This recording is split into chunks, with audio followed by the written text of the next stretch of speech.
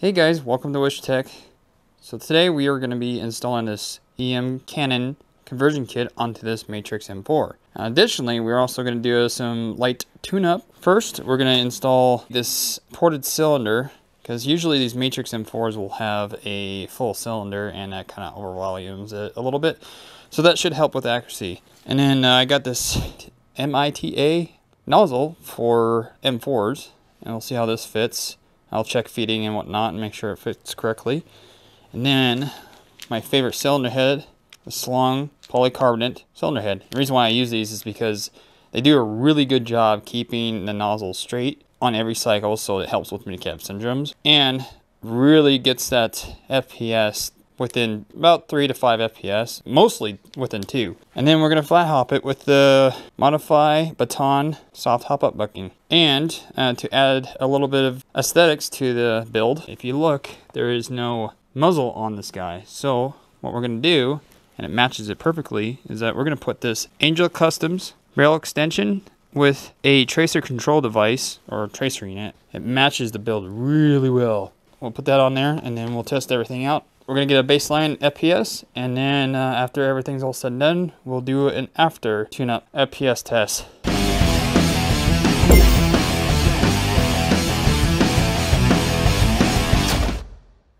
One more thing that I would like to add before we get started that I forgot to mention is that these Matrix M4s are notorious for compression leaks, and so they usually leak around the nozzle and cylinder head area really bad.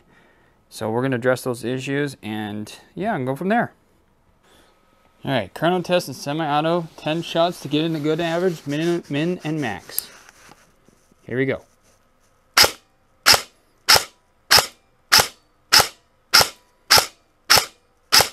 Alright, there's semi-auto. We got an average of 372.7 FPS, a minimum of 361, and a maximum of 376.6. Alright, we resetted the chrono for full auto. Gonna get a min, max, and average of this as well. And of course, rounds per second. It's averaging about 17.7 rounds a second with 11.1 LiPo, averaging about 374 FPS. Minimum was 371 and a maximum of 378.5. Alrighty, it's not so bad in full auto. That's interesting. Anyway, we're gonna move on. Alright, second order of business. We're gonna change this annoying Tamiya over to Dean's. Hi-yo. Done. Alright, let's get this gearbox out. Yep, pretty magical. Now if you want to mimic this build, I'll have all the parts down in the description down below. We're gonna move on to the next part. Let's get this gearbox open. Voila. Alright, I'm gonna go grab the parts. Cylinder head, check. Nozzle, check. And cylinder. These are the main things that causes these Matrix M4s, the Gen 3 specifically, oh, and the Gen 2s. These things have pretty bad compression leak. Check this out. So we're gonna deal with that, and hopefully these parts will work. 90% of the issue is O-ring on these pistons. So, all right, on the count of 3, I'm gonna have these parts and this guy. 1, 2, 3. Much better. A few things I want to note is, if you notice, I trimmed up the delayer chip on this guy, and reason being is because a lot of people say, oh, delayer chips are shit because they cause more problems than what they're worth, and in actuality, what it is, it creates tappet plate premature engagement. That's where the tappet plate gets picked up and starts getting pulled back before the piston makes a full cycle and completes it. So it starts bleeding off air before the piston is completely released. So there's your problem. And one way you can fix that and still have good feeding by utilizing the delayer chip is trimming it.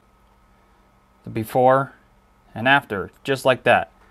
And you put it back in just like in this orientation right here. So that being said, and to show you how much better the compression is, I'm gonna push this all the way forward and check this out. It's a little bit of bleed off, but it's a hell of a lot better than it was, and I almost guarantee you that the chrono results are gonna reflect that at the end of this video. So keep watching if you want to see that. So now that we have all that done, we're gonna move on and get the flat hop installed into the barrel and hop up unit, and then we can finally test this. So the next step we're gonna do is just put this back in the receiver and get it all together. And a 1, and a 2, and a 3. Voila! Here we have a completed gun, or almost. Anyway, so if you guys are enjoying the content in this video, hit that like button and comment down below and to let me know what you guys think of this build so far. I'd love to hear your guys' opinions, and if you had any ideas of what videos I should cover in terms of AEGs or even gas blowback guns. But anyways, we're gonna get this the rest of the way together and get that flat hop put in. All right, here she is. It's a plastic rotary hop up on these guys, and this is what we're putting in terms of flat hop. It's modify, soft bucking, and it comes with the bucking in itself and the little flat nub that goes into the hop up. And yeah, here we go.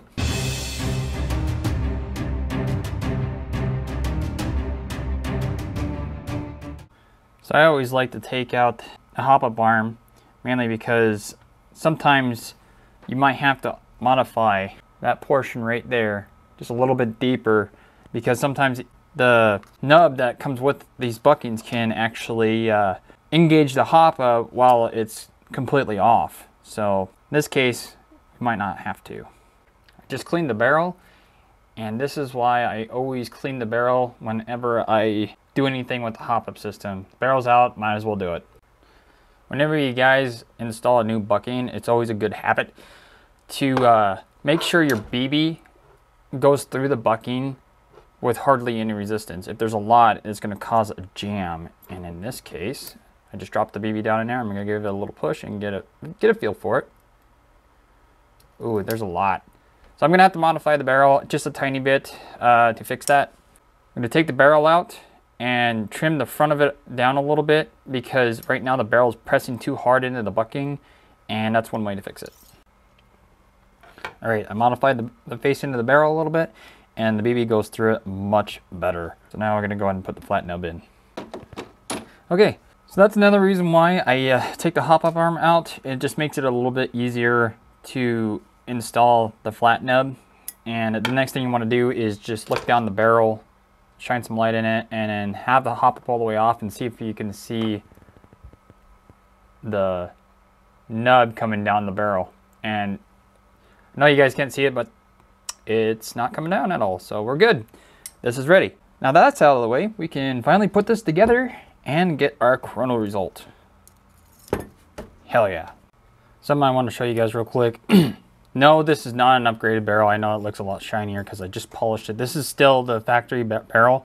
I had to cut it down because once it was in the rifle, it stuck out too much. It stuck out this far, and we got this tracer unit that we got to put in there, and if that barrel is inside this tracer unit, the tracer unit is not going to work properly.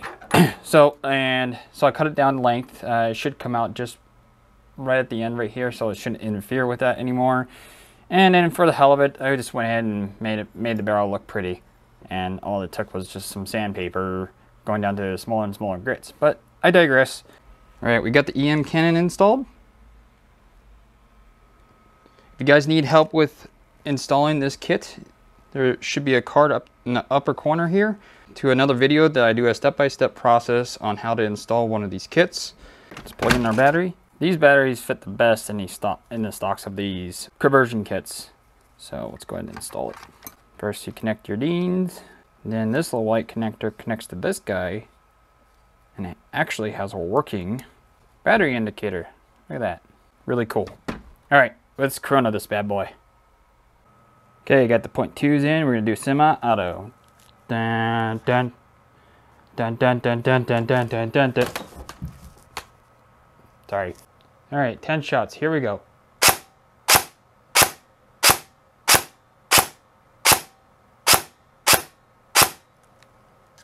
Holy shit, that's consistent. Wow. Okay, I'm gonna reset the chrono and we'll test it in full auto. Now let's test the rounds per second and see what we get, and see if our shimming did anything. Here we go. Woo, look at that. Very nice, very nice. Very consistent, holy shit. All right, Okay, here's the before, the min, max, and average, and the rounds per second versus after. Needless to say, we did some pretty good improvements on this guy with very minimal upgrades.